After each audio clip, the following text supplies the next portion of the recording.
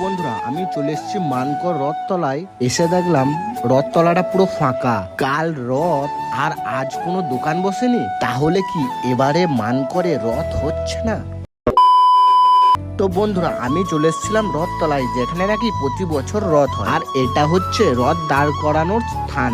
কিন্তু এবছর একটা বিশেষ কারণের জন্য রথতলায় এবারে রথ হবে না। রথ মেলার স্থান পরিবর্তন হয়েছে। এবছর রথ হবে পাবলিক গ্রাউন্ডের উল্টো দিকে চণ্ডীতলায়। সেই জায়গায় আসতে হলে তোমাদেরকে আসতে হবে মানকর হসপিটাল গেট পার করে কিছুটা দূর। তাই আমি একটা দাদাকে জিজ্ঞেস করলাম এখানে কি হবে। এখানে রথ রথ হবে, রথ আমাদের পালিয়ে এলো রেগে গেছে।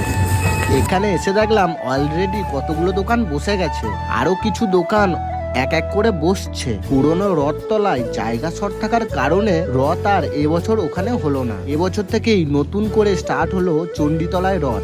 জায়গাটা বেশ অনেক বড়, তাই দোকানপাটও বসবে অনেক। এটা হচ্ছে এবছরের রথ দাঁড়ানোর স্থান, যেটা কি এবছরে নতুন করে তৈরি করেছে। তো বন্ধুরা এবছর কিন্তু মানকরে রথ দেখতেই হবে। মানকর থেকে এই ভিডিওটা কে কে দেখছো অবশ্যই কমেন্টে জানাবে, আর কে কে মানকরে রথ দেখতে যাবে অবশ্যই কমেন্টে জানাবে। তো বন্ধুরা দেখা হচ্ছে পরের নেক্সট ভিডিওতে।